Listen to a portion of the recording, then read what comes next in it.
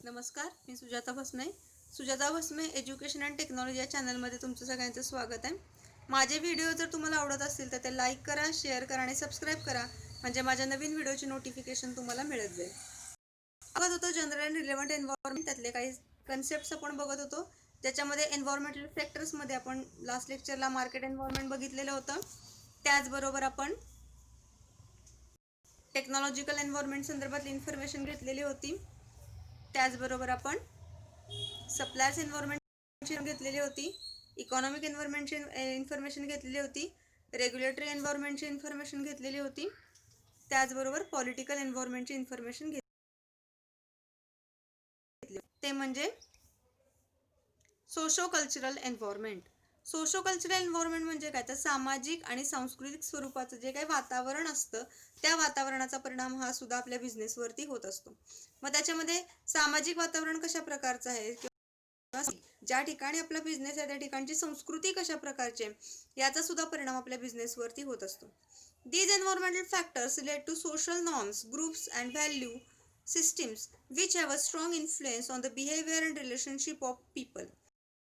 लोकांचे रिलेशनशिप किंवा लोकांची असणारी वागणूक जी असते त्या वागणुकीवरती हा नेहमी समाजाचा आणि त्या ज्या समाजामध्ये किंवा ज्या संस्कृतीमध्ये ती व्यक्ती वाढत असते त्याचा परिणाम हा त्या व्यक्तीवरती होत असतो.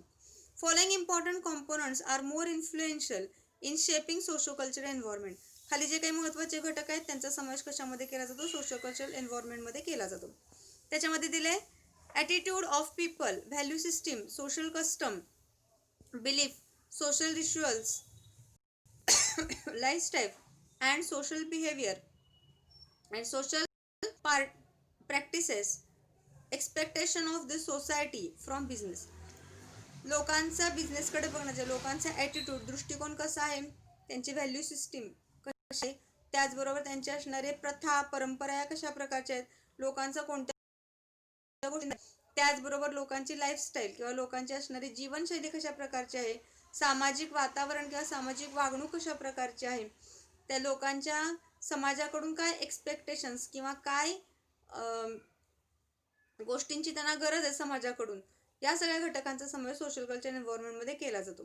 त्यानंतर family structure, family values, family pattern, जी काही समाजामध्ये कुटुंब व्यवस्था आहे त्या कुटुंब व्यवस्था कशा प्रकारची आहे, तिची व्हॅल्यू कशा प्रकारची आहे, त्याचा पॅटर्न म्हणजे कुटुंबामध्ये किती व्यक्ती आहेत, 4 व्यक्तींचा आहे, एकत्र कुटुंब पद्धती आहे, विभक्त कुटुंब पद्धती आहे, याचा सुद्धा परिणाम सोशल कल्चर म्हणजे याचा सुद्धा समावेश सोशल कल्चर एन्व्हायरमेंटमध्ये केला जातो. Role and position of woman in families and society, position and problems of senior citizens, attitude towards materialism, maintenance to entrepreneurial values in the society, societies outlook towards wealth and affluence. आता त्याच्यामध्ये आपल्याला की स्त्रियांना किती महत्त्व दिलं जातं समाजामध्ये असेल किंवा फॅमिलीमध्ये कुटुंबामध्ये असेल, स्त्रियांना किती महत्त्व दिलं जातं, त्यांची पोझिशन काय, त्यांचे सिनियर्सचे प्रॉब्लेम्स काय आहेत, म्हणजे जे प्रौढ व्यक्ती आहेत किंवा वृद्ध व्यक्ती आहेत त्यांचे प्रॉब्लेम्स काय आहेत, त्याचबरोबर किती प्रमाणामध्ये मेकॅनिझमला किंवा यंत्राद्वारे होणाऱ्या वस्तूंना महत्त्व दिलं जातं किंवा दृष्टिकोन त्या संदर्भातला काय, त्याचबरोबर औद्योगिक जे काही उद्योगधंदे आहेत त्या संदर्भातली समाज त्यांची व्हॅल्यू काय आहे, त्याचबरोबर समाजाचा पाहण्याचा कडे पाहण्याचा दृष्टिकोन काय याचा सुद्धा समावेश याच्यामध्ये केला जातो.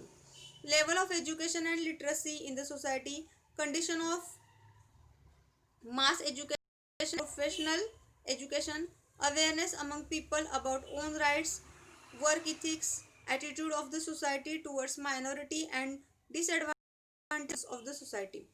लोक किती एज्युकेटेड आहेत किंवा किती साक्षर आहेत, त्याचबरोबर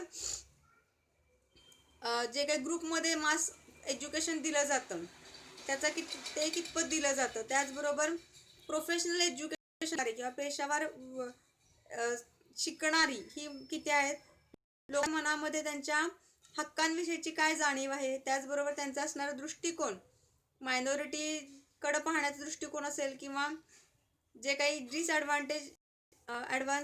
डिसएडव्हान्टेज सेक्शन्स आहेत त्यांच्याकडे पाहण्याचा दृष्टिकोन हा कशा प्रकारे, लोक सोसायटीमध्ये कमी प्रमाणामध्ये आहेत किंवा जे आपल्याला मायनर सांगता येतील किंवा ज्यांच्याकडं जे उत्पन्नाच्या दृष्टिकोनातून कमी असतात किंवा ज्यांचे ज्या धर्माची लोक कमी प्रमाणामध्ये असतात त्यांच्याकडे पाहण्याचा दृष्टिकोन कशा प्रकारचा आहे याचा सुद्धा समावेश याच्यामध्ये केला जातो. Social cultural changes are gradual and minute.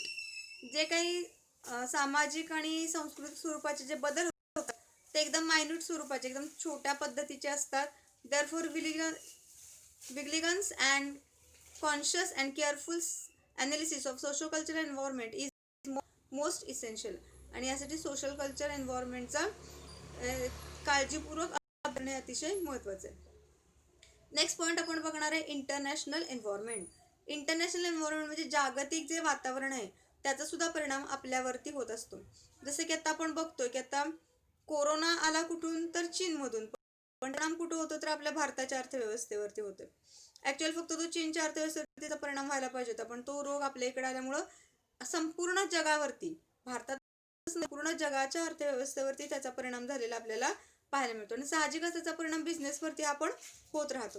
त्यामुळे इंटरनॅशनल एन्व्हायरमेंटचा परिणाम हा आपल्या बिझनेसवरती होत राहतो. The international environment is composed of the following factors and forces. आता इंटरनॅशनल एन्व्हायरमेंटमध्ये सर्वसाधारणपणे खालील प्रकारच्या पॉईंट्सचा विचार केला जातो. The process, content and direction of globalisation. जागतिकीकरणाची प्रक्रिया कशा प्रकारे सुरू आहे किंवा कोणत्या दिशेनं सुरू आहे त्याचा परिणाम होतो. Global economic forces, international organisation, pressure group tactics.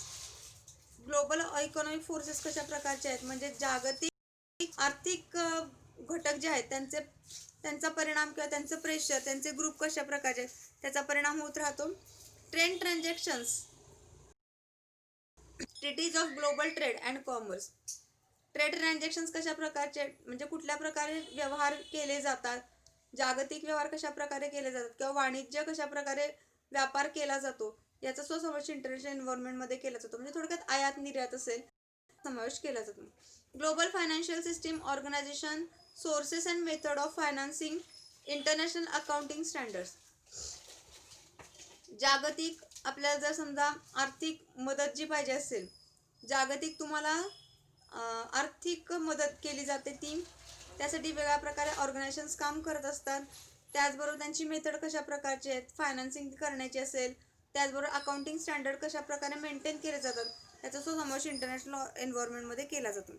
Commercial आणि agreements, GATT and bilateral trade agreements, political and economic alliances among countries, regionally economic forum, national interest. काय केलं जातं, तर गव्हर्नमेंटचे असणारे कॉमर्स आणि इकॉनॉमिक ॲग्रीमेंट केले जाते, जसं की गॅट करार केलेला होता. त्याचबरोबर आणि इकॉनॉमिक लोकांच्या मध्ये, म्हणजे आपल्या देशादेशांमध्ये जे राजकीय वातावरण असतं, आर्थिक वातावरण असतं, त्याचा हा या एन्व्हायरमेंट इंटरनॅशनल एन्व्हायरमेंटमध्ये केला जातो. त्याचबरोबर global competitors, multinational and international companies, international market trade leaders, cultural diversity affecting consumption priority and preferences. Global market कशा प्रकार, जागतिक बाजारपेठ कशा प्रकारचे आहेत, आपल्याला कॉम्पिटिटर्स किंवा स्पर्धक हे कशा प्रकारचे आहेत, त्याचबरोबर आपल्यासाठी market leaders, international market leader कोणकोणते आहेत, त्याचबरोबर कल्चरल वातावरण कशा प्रकारचे, याचा स्वसमावेश कशामध्ये केला जातो, किंवा त्या गोष्टींसाठी लोक कुठल्या गोष्टींच्या वापरासाठी लोक जास्त प्रेफरन्स देतात, जास्त क्रम देतात, या घटकांचा समावेश सुद्धा इंटरनॅशनल बिझनेसमध्ये, इंटरनॅशनल एन्व्हायरमेंटमध्ये केला जातो. लोक जर आपल्या देशापेक्षा बाहेरच्या देशांच्या वस्तूचा जास्त वापरत असेल तर त्याचा परिणाम आपल्या बिझनेसवरती होतो. Global technology, quality standards, global management techniques and practices, diversity of workforce, cultural shock to the managers, strategies and companies and flexibility. जागतिक स्वरूपात वापरले जाणारे जे काही तंत्रज्ञान असेल, त्याचबरोबर चांगल्या प्रकारचा दर्जा असेल, त्याचबरोबर चांगल्या प्रकारचे असणारे मॅनेजमेंट टेक्निक्स ज्या आहेत, ज्याला आपण व्यवस्थापन कौशल्य म्हणतो, तर त्यांचा वापर सुद्धा त्याचा स्वसमावेश याच्यामध्ये केला जातो. त्याचबरोबर कशा प्रकारचं कल्चर किंवा संस्कृती ही जागतिक स्वरूपात वापरली जाते, त्याचबरोबर ग्लोबल जागतिक ज्या काही व्यूहरचना तयार केल्या जातात त्या कशा प्रकारच्या आहेत, फ्लेक्झिबिलिटी म्हणजे लवचिकता कशा प्रकारची आहे याचा सुद्धा समावेश याच्यामध्ये केला. Global demographic patterns and shifts in demography, global information system, global communication system and network information and save global population. आता इथं कन्सिडर करताना सगळं ग्लोबल किंवा जागतिक स्वरूपाच्या गोष्टींचाच इथं विचार केला जातो. जे जागतिक जो भूखंड मिळालेला आहे तो कशा प्रकारचा आहे, त्याचबरोबर तिथला पॅटर्न कशा प्रकारचा आहे, कम्युनिकेशन सिस्टीम. आता इंटरनेटद्वारे सुद्धा काय केलं जातं, तर इंटरनेटवरून आपण कुठल्याही देशामध्ये राहत असलो तरी कोणत्याही ठिकाणची किंवा कोणत्याही देशातली वस्तू आपण सहजपणे काय करू शकतो, मागवू शकतो. म्हणजेच काय, छोट्या छोट्या खेडेगावांमध्ये किंवा छोट्या छोट्या शहरांमधून सुद्धा लोक काय करू शकतात, तर परदेशातल्या वस्तू सहजपणे आयात किंवा इम्पोर्ट करू शकतात. मग ही पॉलिसी कशा प्रकारची, म्हणजे नेटवर्किंग कशा प्रकारचं आहे त्याचा सुद्धा समावेश आपल्या बिझनेसमध्ये होतो. Global legal systems, arbitration mechanism, outlook and cooperative of development different governments to international business and organization, the philosophy of buying of products, स्वदेशी consumption, international policies, peace and stability. आता इथं जागतिक कायदेशीर पद्धत कशा प्रकारची आहेत, त्याचबरोबर लोक कशा पद्धतीनं गव्हर्नमेंटला सहकार्य करतात. जसं की काही गव्हर्नमेंट सांगते की तुम्ही स्वदेशी ठिकाणी ज्या वस्तूंचं निर्मिती होते त्याच वस्तूंचा काय करावा, तुम्ही उपभोग घ्यावा, की जेणेकरून ज्या देशामध्ये तुम्ही राहतात त्या देशामध्ये राहू शकेल. उदाहरणार्थ भारताचा जर विचार करायला गेलो तर भारतामध्ये जो निर्माण होणारा पैसा आहे तो भारतामध्ये जर राहायला पाहिजे असेल तर त्यासाठी लोकांनी परदेशी वस्तूंचा वापर, जेवढा म्हणून स्वदेशी वस्तू वापरता येऊ शकतील तेवढ्याचा जर त्यांनी वापर केला तर साहजिकच त्याचा फायदा काय होतो, तर आपल्याच देशाला होतो. The international government is becoming more important especially after GATT, General Agreement of Trade and Tariff. आता इथं काय दिलं की इंटरनॅशनल एन्व्हायरमेंट जे काय त्याचा जास्त परिणाम हा गॅट नंतर झालेला आहे. गॅटचा लॉंग फॉर्म तुम्हाला दिलाय बघा, general agreement on trade and tariff. The world trade organisation is founded on 1st January 1995 as the successor of GATT. जानेवारी 1995 मध्ये WTO म्हणजे वर्ल्ड ऑर्गनायझेशन जे आहे, वर्ल्ड ट्रेड ऑर्गनायझेशन जे आहे त्या वर्ल्ड ट्रेड ऑर्गनायझेशन ची निर्मिती चा परिणाम हा गॅटवरती झाला. WTO has the main goal or to create and develop an international environment which will enable the free flow of goods and services, ideas among different nations. WTO world trade organisation काढण्यामागची संकल्पनाच अशी होती, मध्ये एका देशामध्ये तयार होणारा माल हा दुसऱ्या देशामध्ये सहजपणे विकता यावा किंवा एका देशामध्ये तयार होणाऱ्या ज्या काही सेवा आहेत त्या सहजपणे दुसऱ्या देशाला सहजपणे मिळाव्यात, हा त्याच्या पाठीमागची भावना होती. Such a free flow with result in to optimum utilisation of global resources and will bring greater competitiveness in business and industry. GATT करार करण्यापाठीमागची भावना अनेक देशांची होती की कोणीही कोणत्या देशामध्ये जाऊन आपल्या वस्तूंची विक्री सहजपणे करू शकत होतं. त्याचबरोबर इंटरनॅशनली जे काही तुमच्याकडं सोर्सेस अवेलेबल आहेत तर त्या सोर्सेसचा चांगल्या प्रकारे वापर, ऑप्टिमम किंवा मॅक्झिमम वापर तुम्हाला करता यावा ही त्याच्या पाठीमागची भावना होती. GATT focused mainly on trade in goods. WTO has wider scope and broader objective. WTO covers the global trade of goods, services and ideas. गॅटमध्ये कशाचं म्हणजे WTOनं काय केलं तर त्यांचा असणारा उद्देश हा जागतिक स्वरूपाचा होता. जास्त प्रमाणामध्ये ट्रेड किंवा व्यापाराची प्रगती व्हावी या दृष्टिकोनातून वर्ल्ड ट्रेड ऑर्गनायझेशन ही काम करत असते. It also covers the international movement of personnel. WTO has the 4 guidelines which are as follows. WTOच्या मेन 4 गाईडलाईन्स आहेत. त्यातलं पहिलं दिलंय प्रमोशन ऑफ फेअर कॉम्पिटिशन, चांगल्या प्रकारे स्पर्धा चालावी, कुठल्याही प्रकारे तिथं वाईट गोष्टींचा वापर केला जाऊ नये, चांगल्या प्रकारे रक्षण करून व्यापार वाढावा ही एक त्यांचं आपल्याला गाईडलाईन सांगता येईल. ट्रेड विदाउट डिस्क्रिमिनेशन, कुठल्या प्रकारे डिस्क्रिमिनेशन न करता व्यापार केला जावा. Encouragement and development of economic reforms, प्रत्येक जी काही आर्थिक परिस्थिती आहे ती त्याच्यामध्ये आर्थिक विकास व्हावा किंवा एनकरेजमेंट मिळावी हा एक त्याचा गाईडलाईन सांगता येईल. Growth and predictability of market access, चांगल्या प्रकारे प्रगती व्हावी आणि प्रत्येकाला मार्केट ॲक्सेस व्हावं किंवा मार्केट ग्राहक वर्ग मिळावा ही त्याच्या पाठीमागची मेन भावना आहे. Beside this environmental sectors there are still 2 more environmental forces which have an impact on strategy formulation and implementation. आपण जे वरचे असणारे जे पॉइंट्स बघितलेले होते एक्सटर्नल एन्व्हायरमेंटमध्ये, ते पकडून आणखीन त्याच्यामध्ये पॉइंट्स आपल्याला इन्क्लूड करता येतील. एक म्हणजे डेमोग्राफी आणि दुसरं नॅचरल एन्व्हायरमेंट. आता डेमोग्राफीमध्ये सांगतील demography include size and composition of population. डेमोग्राफीमध्ये तुमच्या ज्या ठिकाणी ग्राहक वर्ग आहे त्याचा आकार, त्या ठिकाणचा एरिया किती आहे आणि तिथं किती प्रमाणामध्ये पॉप्युलेशन आहे. पॉप्युलेशन जास्त असेल कस्टमर जास्त मिळणार आहेत, पॉप्युलेशन कमी असेल कस्टमर कमी प्रमाणामध्ये मिळणार आहेत. It consist of sex wise, age wise, area wise distribution of population. जे काय पॉप्युलेशन आहे त्याचं तुम्ही डिस्ट्रीब्युशन सेक्स वाईज करू शकता, मेल फिमेल.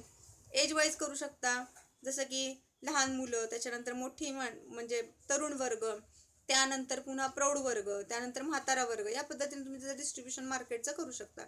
त्याचबरोबर एरिया वाईज पण तुम्हाला करता येतं. शहरी भाग, ग्रामीण भाग, रुरल एरियाज, अर्बन एरियाज, सब अर्बन एरियाज, या पद्धतीने तुम्ही त्याचं डिस्ट्रीब्युशन करू शकता. It also divided population into different categories on basis of education, skill, employment, occupation, income, urban, rural location etcetera. आणखीन पुन्हा तुम्ही त्याचं डिवायडेशन करू शकता, जसं की एज्युकेटेड आहेत, अनएज्युकेटेड लोक आहेत, काही स्किल्ड आहेत, काही अनस्किल्ड आहेत. त्याचबरोबर ऑक्युपेशन, कोणत्या पेशामध्ये किंवा कोणत्या ठिकाणच्या व्यवसायामध्ये ते काम करतात, त्यांचा इन्कम किती आहे, त्यानंतर अर्बन रुरल लोकेशन आहे, त्यानुसार तुम्ही त्याचं डिवायडेशन करू शकता. This kind of classification of population is useful for different kinds of studies and research. या प्रकारचे जे काही क्लासिफिकेशन केलं जातं त्याचा वेगवेगळ्या प्रकारच्या स्टडीसाठी आपल्याला काय करता येतो, वापर करता येतो. Demographic environment important for industry and business for 2 reasons. जे काही डेमोग्राफिक एन्व्हायरमेंट आहे त्याचा 2 गोष्टींमुळे इंडस्ट्रीला.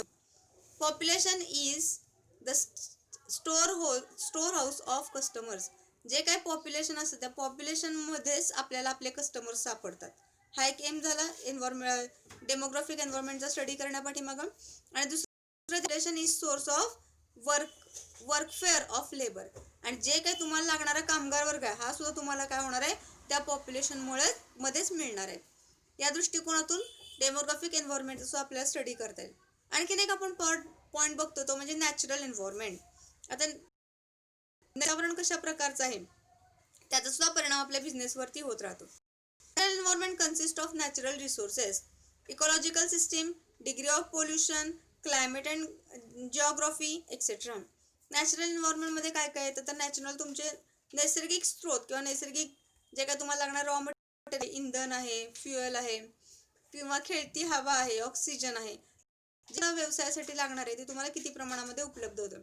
त्याचबरोबर तुमच्या इथं पोल्युशन किती आहे, त्या म्हणजेच प्रदूषण किती प्रमाणात होतं, क्लायमेट कशा प्रकारचं आहे, जॉग्राफिकल एरिया कशा प्रकारचा आहे, याचा सुद्धा परिणाम आपल्या बिझनेसवरती होत राहतो. Natural environment is important because it influence concentration or disposal of industries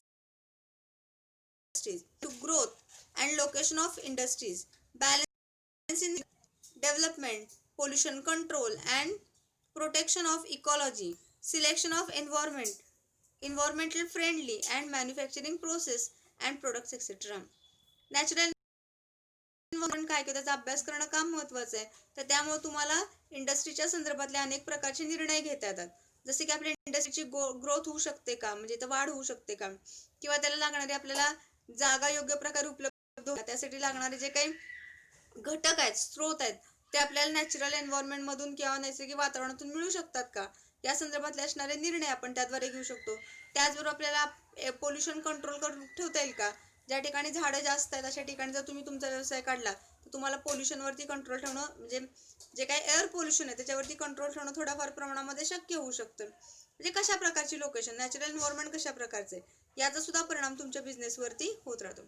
एकंदरीत आपण हे पॉईंट्स बघितलेले आहेत की ज्याचा परिणाम आपल्या बिझनेसवरती होत राहतो. या सगळ्यांचं कन्सिडरेशन करून मगच आपल्याला बिझनेसच्या संदर्भातले असणारे काय करावे लागतात, निर्णय घ्यावे लागतात की ज्याचा परिणाम हा आपल्या बिझनेसवरती होत असतो. थँक्यू.